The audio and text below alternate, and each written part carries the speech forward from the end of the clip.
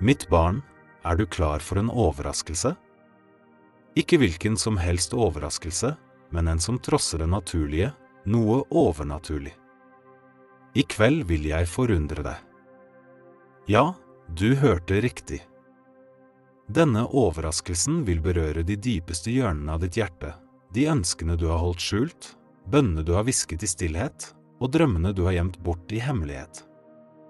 Jeg kjenner dem alle.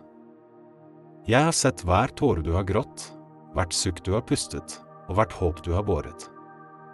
Selv i øyeblikk hvor du følte deg alene, selv da du tvilte på min nærhet, var jeg der. I kveld vil jeg gjøre noe ekstraordinært i livet ditt, noe som vil etterlate deg i ærefrykt for min kraft og min grenseløse kjærlighet til deg. Mitt barn, jeg har ikke glemt deg. Jeg har ikke oversett dine kamper eller avvist din smerte. Hver prøvelse du har møtt, hvert fjell du har besteget, og hver dal du har gått gjennom har vært en del av en større plan, en plan for å forberede deg på dette øyeblikket. Jeg har formet deg, renset deg og styrket deg for det som nå skal ske. Du har kanskje forstått hvorfor visse skjedde slik de gjorde, men stol på meg når jeg sier at hver eneste detalj har vært orkestrert av min hånd. Jeg er Gud som virker alt til det gode for dem som elsker meg, og i kveld vil du begynne å se fruktene av det løftet. Denne overraskelsen handler ikke bare om å velsigne deg, den handler om å åpenbare min herlighet i ditt liv. Det handler om å vise deg at jeg er Gud over det umulige, den som gjør sorg til dans, fortvilelse til håp og brutt liv til helhed. Jeg er Gud som delte Rødehavet, som lot vand strømme ut fra klippen og som vækkede de døde til liv.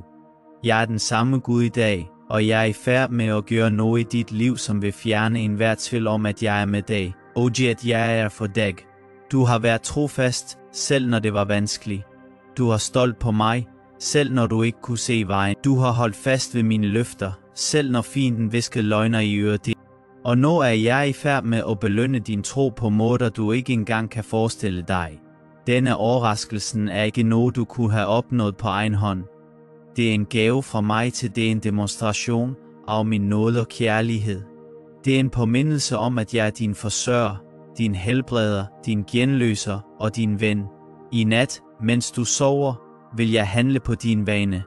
Jeg vil gå foran deg og gjøre krokete veier rette. Jeg vil åpne dører som ingen kan lukke, og lukke dører som ingen kan åpne. Jeg vil tilpasse omstendigheter til din fordel og bringe mennesker inn i livet ditt som vil være en velsignelse for deg. Jeg vil helbrede det som har vært knust, genopprette det som har gått tapt, og forny det som har vært slitt ut.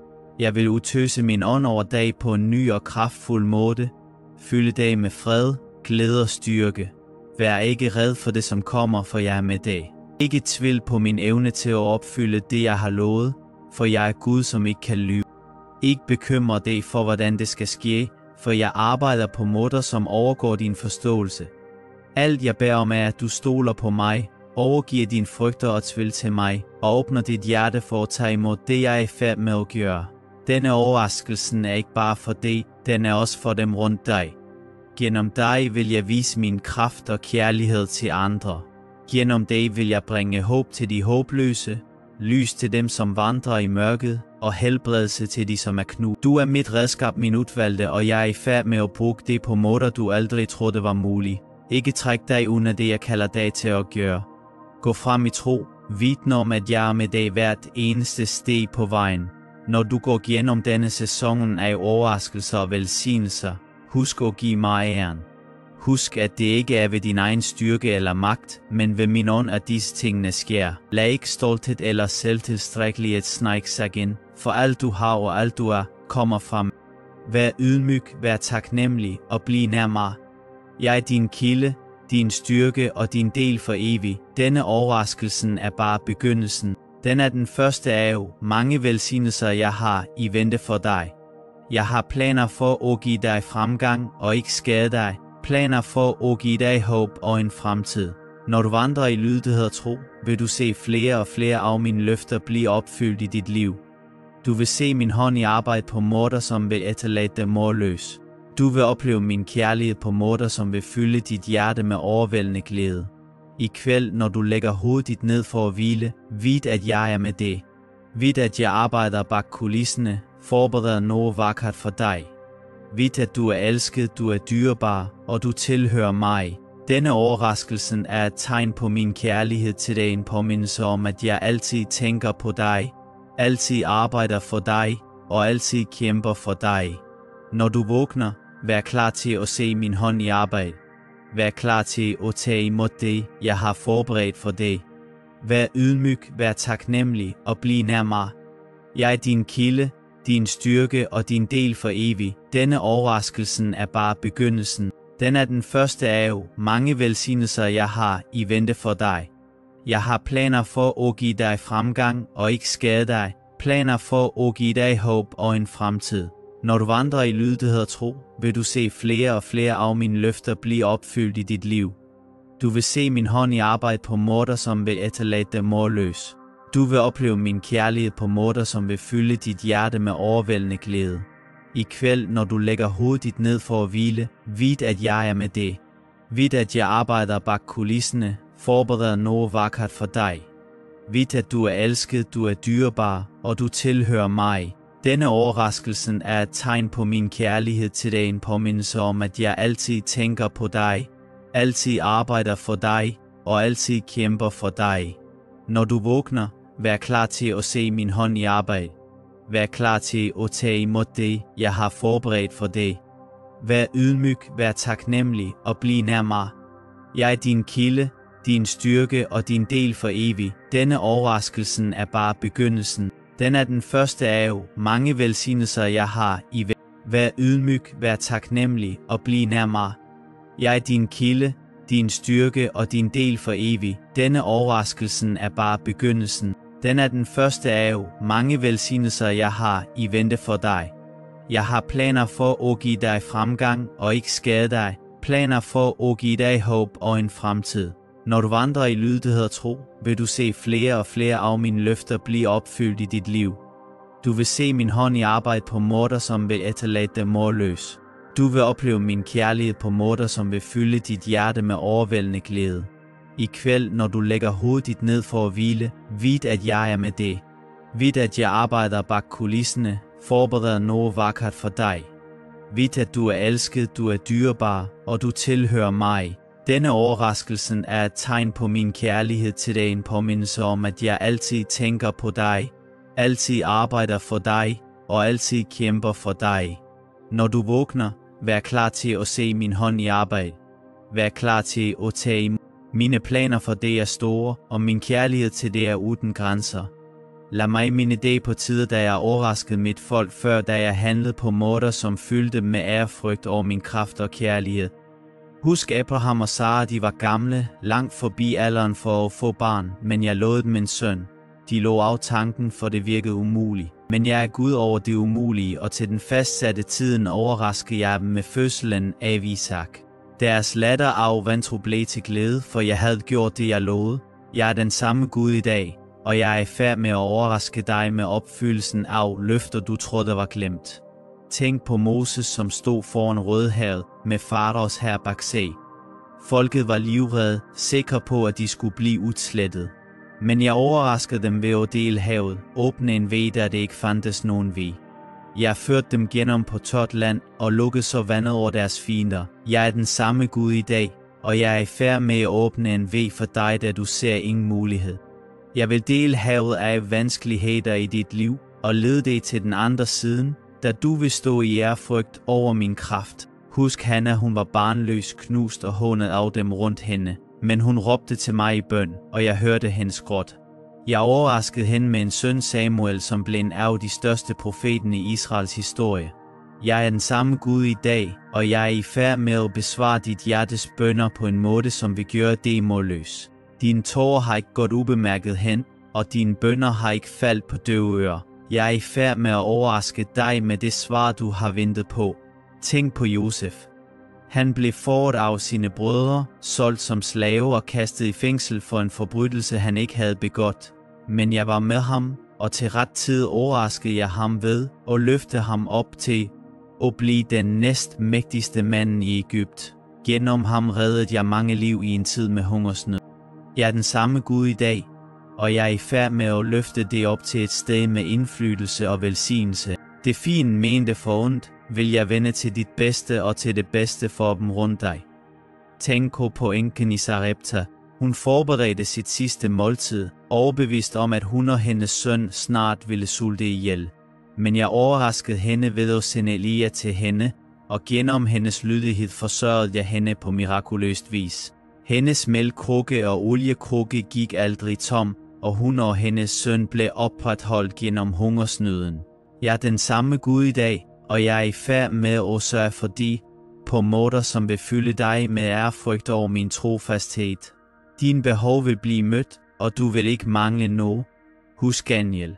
Han blev kastet i løvehulen for sin trofasthed mod mig, men jeg overraskede ham ved at lukke løvenes skab. Han kom ud uskadet, og hans fiender blev til skamme. Jeg er den samme Gud i dag, og jeg er i færd med at befri dig fra enhver fare og ethvert angreb fra fienden. Ingen våben smidt mod dig skal have fremgang, for jeg er din beskytter og din befri. Tænk på disciplene på det stormfulde hav. De var livredde, sikre på at de skulle omkomme. Men jeg overraskede dem ved at gå på vandet og stilne stormen. Jeg er den samme Gud i dag, og jeg er i færd med at stilne stormene i dit liv. Vindene og bølgene kan rase rundt dig, men jeg vil tale fred ind i din situation, og du vil se min kraft i arbejde. Så vil i nat, mit barn, og vågne op med forventning. For jeg er i færd med at overraske dig, og det jeg har i vent for dig er mere end du nogen gang kunne have forestillet dig. Husk Lazarus. Han var død, og hans søstre, Maria og Martha, havde givet op håbet. Men jeg overraskede dem ved at vække ham op fra de døde, og viste dem, at jeg er opstandelsen og livet. Jeg er den samme Gud i dag, og jeg er i færd med at bringe liv til de døde områderne i dit liv. Det, som virker håbløst og livløst, vil blive genoprettet og fornyet ved min kraft. Tænk på kvinden med blodsygdom. Hun havde levet i 12 lange år, brugt alt hun havde på lejre, men fandt ingen helbredelse. Likevel troede hun, at hvis hun bare kunne røre ved kanten af min kappe, ville hun blive helbredet. Jeg overraskede hende, ikke bare ved at helbrede kroppen hendes, men også ved at tale ord af kærlighed og bekræftelse over hende. Jeg er den samme Gud i dag, og jeg er i færd med at helbrede det, som har været ødelagt i dit liv. Din tro vil ikke være forgæves, og du vil erfare min helbredende berøring på måder, som vil fylde det med ærefrygt. Husk den fortabte søn. Han havde sløst bort arven sin og nået bunden, men da han vendte tilbage til sin far, blev han overrasket af kærligheden og tilgivelsen han modtog. Jeg er den samme Gud i dag, og jeg er i færd med at udtøse min kærlighed og tilgivelse over dig. Uanset hvor langt du har vandret, er jeg klar til at tage imod dig med åbne arme og fejre din hjemkomst. Tænk på disciplene på vejen til Emmaus. De var modløse og forvirrede, sikre på at alt håb var ude efter min korsfæstelse. Men jeg overraskede dem ved at vise mig for dem og åbenbare mig brudsbrydelsen. Jeg er den samme Gud i dag, og jeg er færd med at åbenbare mig for det på nye og kraftfulde måder. Du vil se mig midt i dine omstændigheder, og dit hjerte vil brænde med vidsheden om min nærhed. Husk Paulus og Silas. De blev slået og kastet i fængsel, men i stedet for at fortvile, priste de mig.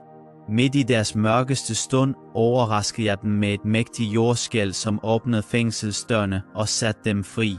Jeg er den samme Gud i dag, og jeg er i færd med at forvandle dine øjeblik af fortvivlelse til øjeblik af udfrielse. Din lovprisning vil udløse min kraft, og din lænker vil blive brudt. Så mit barn, vær ikke red for at drømme stort, håbe frimodig og tro uden at vakle. Jeg er Gud, som overrasker, Gud, som flytter fjeld, og Gud, som gør det umuligt muligt. Dette er bare begyndelsen på det, jeg ønsker at gøre i dit liv. Stol på mig, for jeg er med dig, og jeg er i færd med at gøre noget ekstraordinært. Vær klar, for din overraskelse er på vej.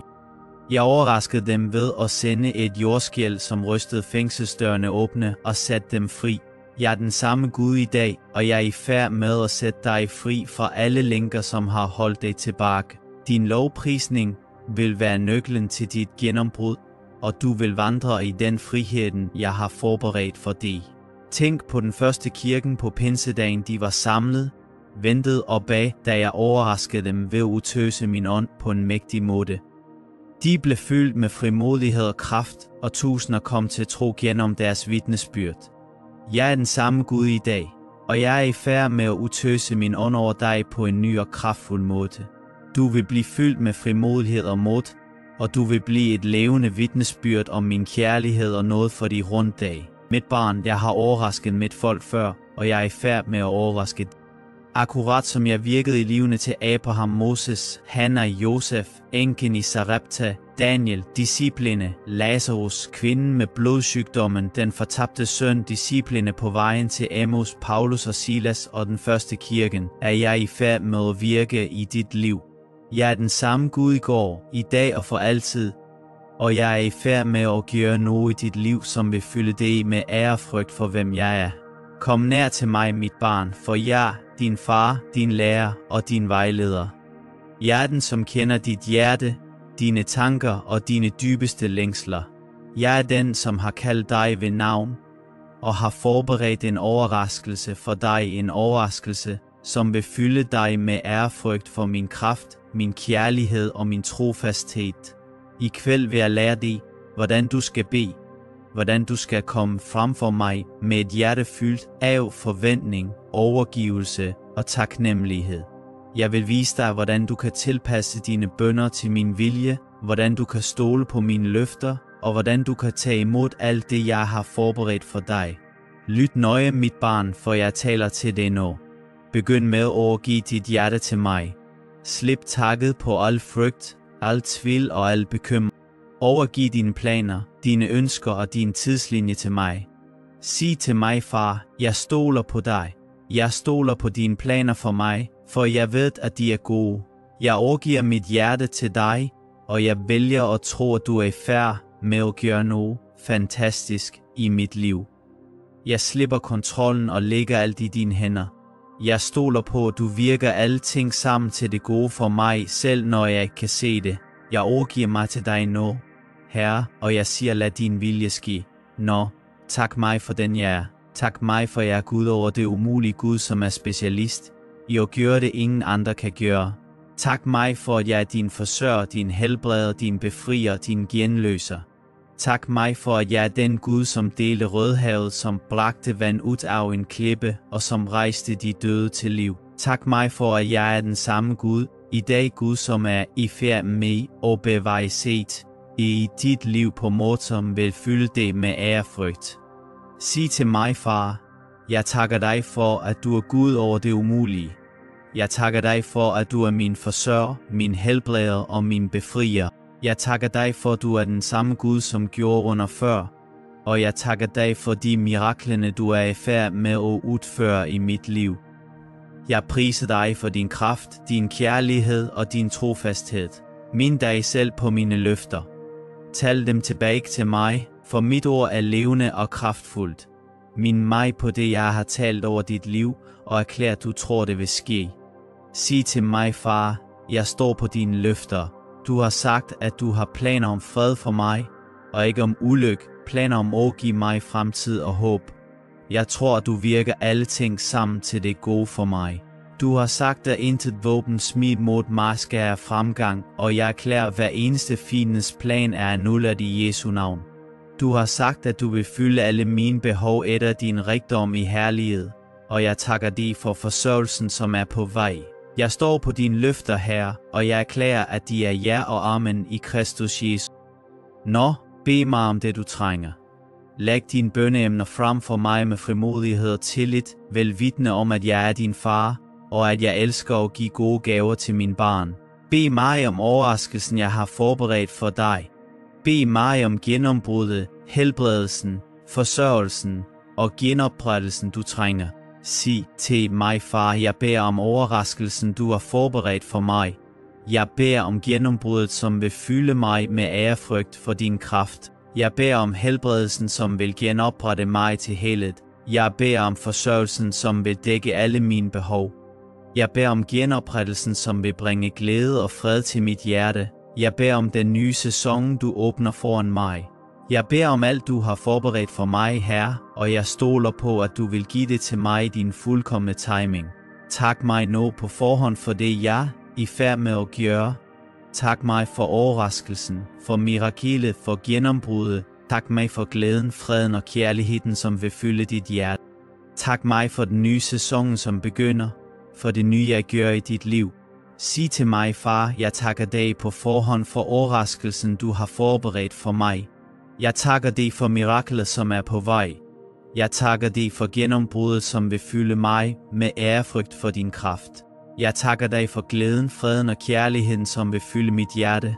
Jeg takker dig for den nye sæson, som begynder, for det nye, du gør i mit liv. Jeg takker dig for alt, du er i færd med at gøre, og jeg giver dig al ære, al hæder og al pris. Til slut, erklær din tillid til mig. Erklær, at du tror på min kraft, min kærlighed og min trofasthed. Erklær, at du er klar til at tage imod alt, jeg har for dig, og at du vil give mig al ære. Sig til mig, far, jeg stoler på dig. Jeg stoler på din kraft, din kærlighed og din trofasthed. Jeg tror, du er i færd med at gøre noget fantastisk i mit liv, og jeg er klar til at tage imod det. Jeg erklærer, at jeg vil give dig al ære, al hæder og al pris.